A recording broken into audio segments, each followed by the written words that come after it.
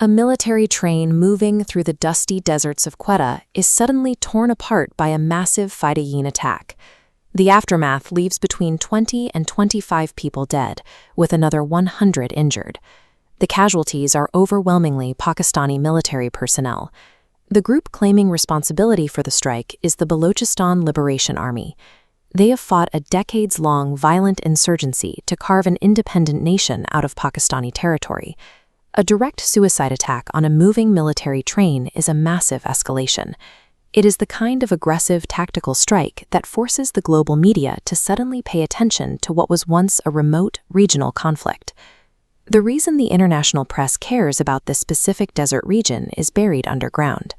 Balochistan holds Reko Dik, a mining zone containing massive, untapped reserves of gold and copper. To extract those resources, the United States and Pakistan struck an ambitious agreement. The Trump administration backed a massive pact to pour $1.3 billion into the region's mining infrastructure. The Balochistan Liberation Army views any foreign extraction of these resources as an occupation, and they meet that extraction with violent opposition. The United States is trying to establish a billion-dollar financial stronghold in a territory where local insurgents are actively dismantling the host state's security apparatus. To understand how a local insurgency gained the firepower to threaten a global superpower's investment, we have to look back to the chaotic withdrawal of U.S. forces from Afghanistan in 2021. In the rush to exit the country, the military abandoned millions of dollars worth of advanced American weaponry and tactical gear inside empty bases. The Afghan Taliban quickly swept through these facilities, absorbing the massive stockpile into their own ranks.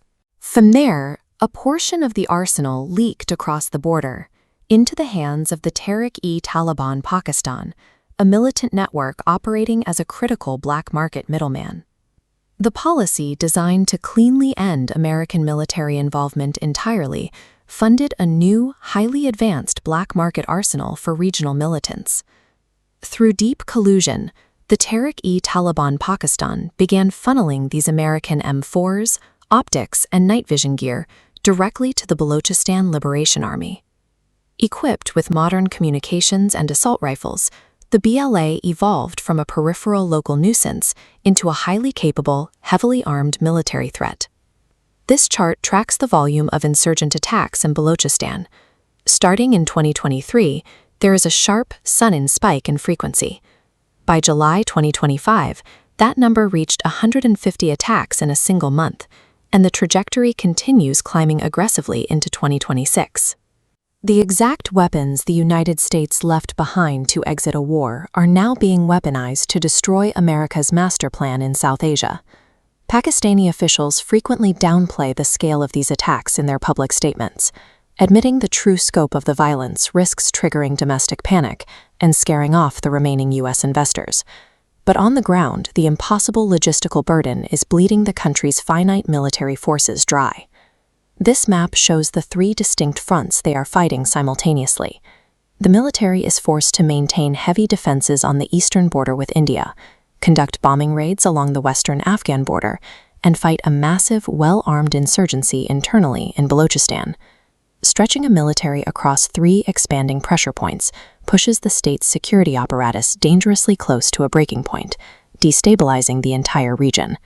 The sheer volume of violence has forced a shift in American reporting. U.S. media outlets now openly warn that the massive mining project is on a direct collision course with South Asia's most lethal militant group. If the security situation continues to degrade, the $1.3 billion U.S. investment plan is highly likely to be permanently shelved.